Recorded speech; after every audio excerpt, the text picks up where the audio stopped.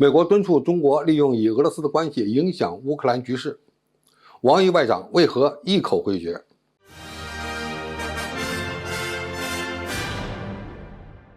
观众朋友、网友朋友，大家好，我是付天少。据路透社报道，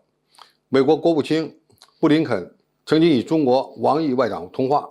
要求中国利用其对俄罗斯的影响力，敦促通过外交途径解决乌克兰的危机。王毅外长回应称，中国希望各方保持冷静，不要做挑起紧张局势和炒作危机的事情。而布林肯强调呢，紧张局势应该减少，并警告俄罗斯，任何侵略就将会给区域安全和经济发展造成风险。美国负责政治事务的副国务卿维多利亚·纽兰表示，美国向中国发出的信息非常明确，我们呼吁北京利用其对莫斯科的影响力来敦促外交解决乌克兰危机。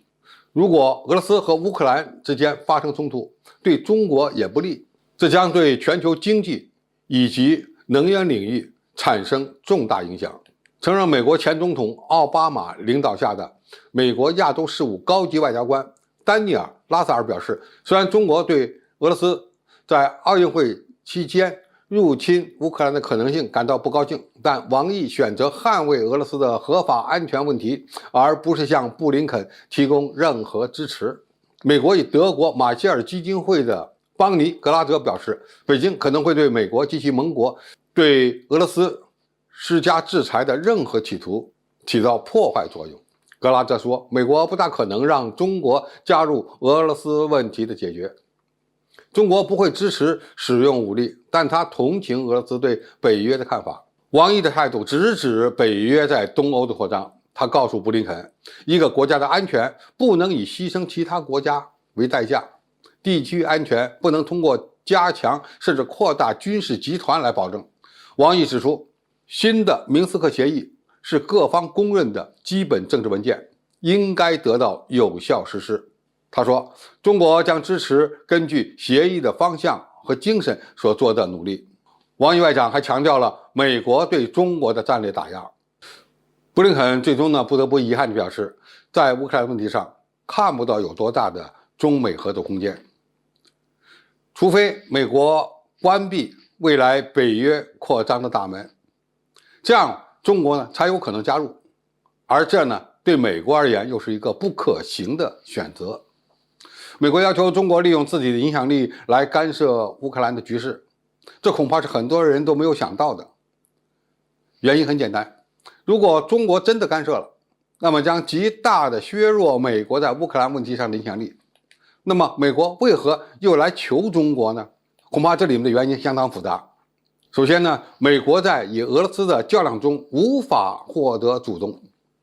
暴露出它的虚弱，而这又有可能冲击美国在全球的影响力。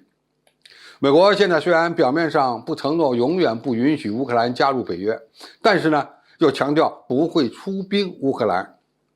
这似乎有些矛盾。但是他又不得不做如此的选择，因为一旦俄罗斯和乌克兰发生武装冲突，美国就很难做出相应的抉择。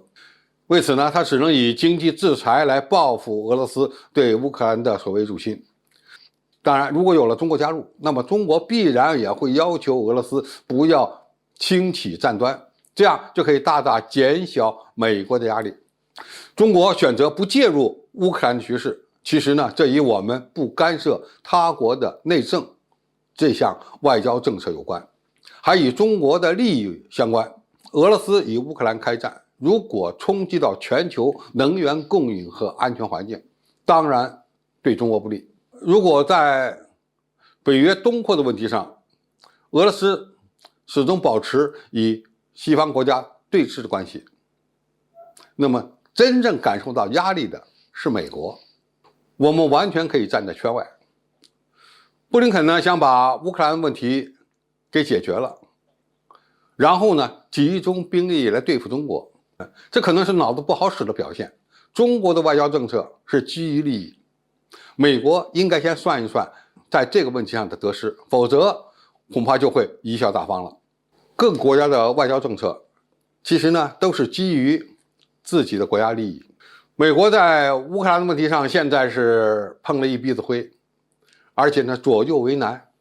而美国提出希望中国来帮助他们解决乌克兰危机的问题，实际上也是站在他自己的利益的基础上的。如果俄乌之间的关系变成双方发生武装冲突，那么美国怎么办？现在是很难处理。希望呢，既挑事儿，也别把事儿弄大了。对于美国的这种考虑，其实明白人心里都很清楚。我们不会为美国火中取栗。关于俄乌之间的关系，中国有自己的考量，我们不希望双方之间发生战火，但是怎么处理这样的情况，恐怕谁挑起的事儿，谁自己去处理更好一点。好，今天的评述就到这里，谢谢大家收看，我们下期再见。